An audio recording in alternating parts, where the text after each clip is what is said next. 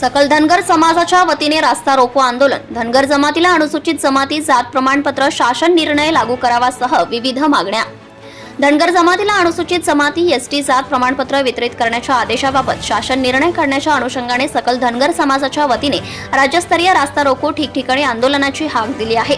याच पार्श्वभूमीवर अकोला तालुक्याच्या वतीने बोरगाव मंच पोलीस ठाण्याच्या हद्दीत राष्ट्रीय महामार्गावर हॉटेल दयाकांत चौकात सोमवारी सकाळी अकोला तालुका सकल धनगर समाजाच्या वतीने शेकडो समाज बांधवांनी रास्ता रोको आंदोलन छेडण्यात आले।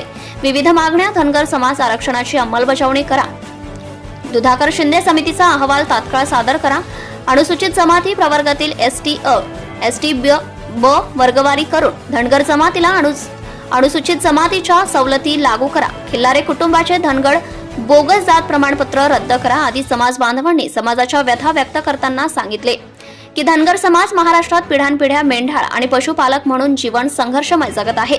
1956 साली समाजाला अनुसूचित जमातीच्या SC STच्या यादीत धनगर नावाची जमात दाखल करण्यात आली, ज्यामुळे धनगर जमात गत 68 वर्षांपासून त्यांच्या संवैधानिक हक्कांपासून उपेक्षित वंचित राहिला आहे।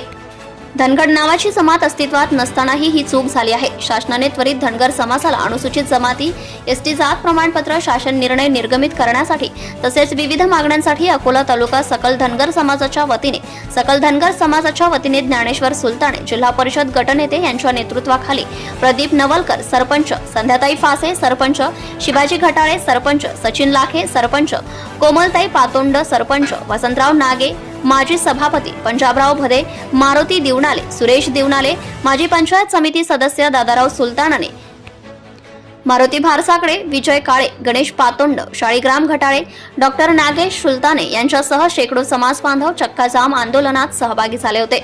दरम्यान कायदा व सुव्यवस्थेचा प्रश्न निर्माण होऊ नये यासाठी पोलीस प्रशासनाच्या वतीने ठाणेदार अनिल गोपाळसह पोलिसांनी चोख बंदोबस्त ठेवला होता। आंदोलकांना पोलिसांनी ताब्यात घेतले होते। सत्यशोधक न्यूज चॅनल साठी मुख्य संपादक संतोष गवई।